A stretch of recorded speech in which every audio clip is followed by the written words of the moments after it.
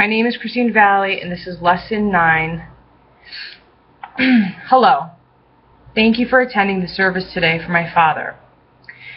My dad leaves behind multiple brothers and sisters in Iran, 3 children and a wife, and many other family and friends here. I wanted to try and describe my dad to all of you and hope that you take back something from this that you keep in your hearts. My dad is a guardian angel. He consistently showed me the characteristics of humility. Humility is a modest or a low view of one's own importance or humbleness. Humility is what he practiced. He continually demonstrated this, and I will begin to tell you about my dad's life. My dad grew up with the basics as his father was trying to make it in Iran. He was investing in real estate, taking chances that none of us would dare.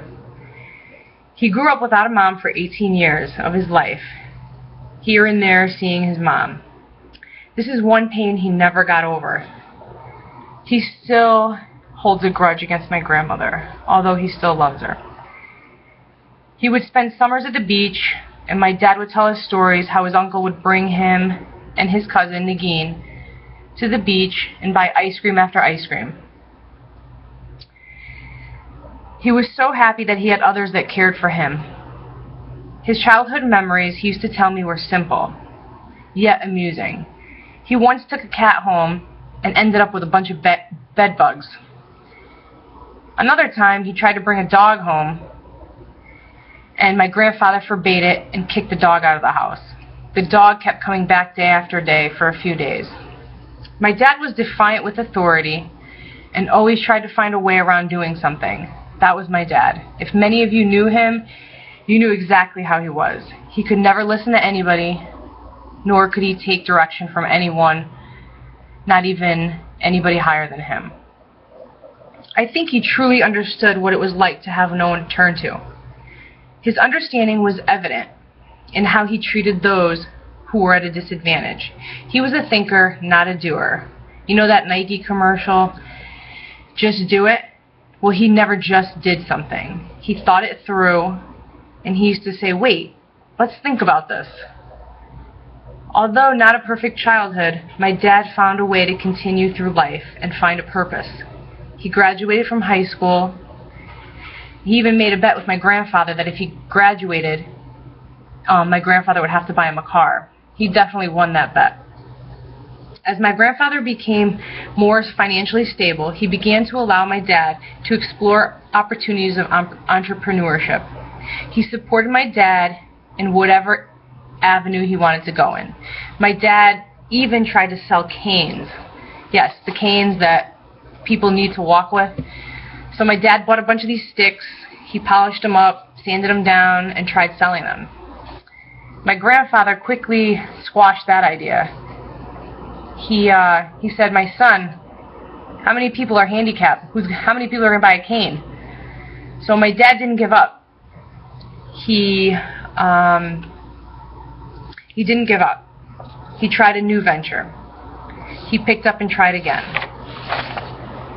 In Iran, my dad felt as though he needed to explore the world, that Iran was not for him. He chose America, yes, for all the same reasons that many people choose America. He attended school for a short period of time and realized that it wasn't for him.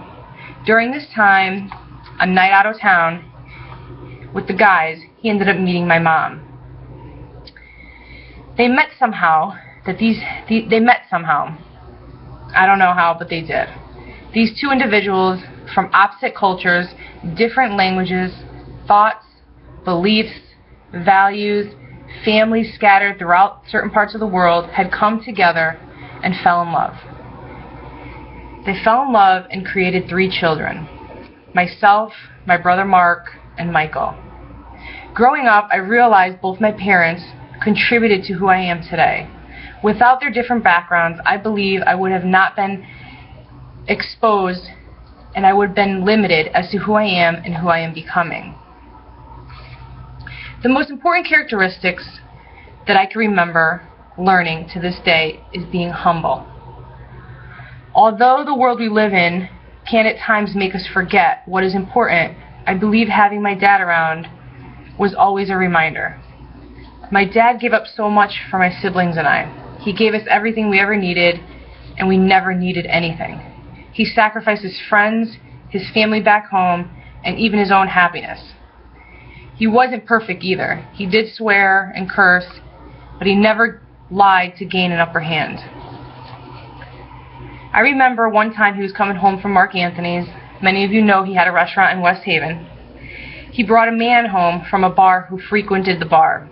This guy was one of those guys that would help out around the bar, but was a big-time alcoholic. He was homeless, he was an alcoholic, he was unhygienic, but he did have a good sense of humor. My dad brought him home. I knew exactly who he was. His name was Harry.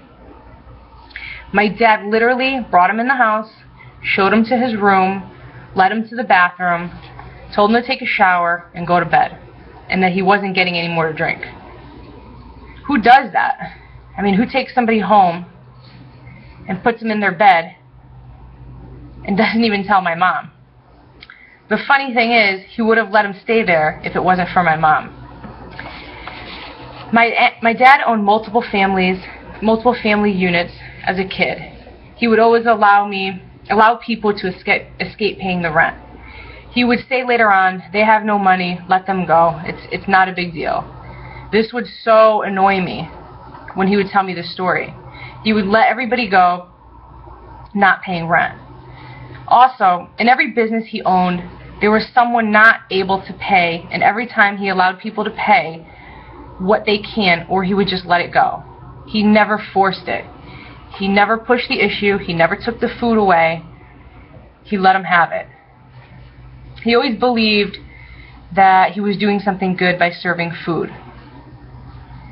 Although it wasn't the only thing he was good at, he felt good doing it. That's why he continued to do it. My dad sacrificed his own wants and needs to give his family and children what he thought we should have. Working most days of the week and most hours of the day, he worked hard to give the people he loved an opportunity for success. He completely forgot about himself. I don't know why he did it so many times, but knowing all the sacrifices he has made has given me the courage to strive to be a better person, to work through the problems, and never forgetting where I came from. His passing has always also made me realize I need to make time for families and friends, to ensure that they remain a part of my life. My dad never went back home after leaving to see his family. We became his priority, and those he had around him were touched by how giving and kind he was. My dad forgave quickly, but he never forgot. He loved his family so much, he never questioned anything. I believe he gave so much, but this has taught me to be a better person, to live life more fully, to forgive quickly, to love deeply, and give people a chance.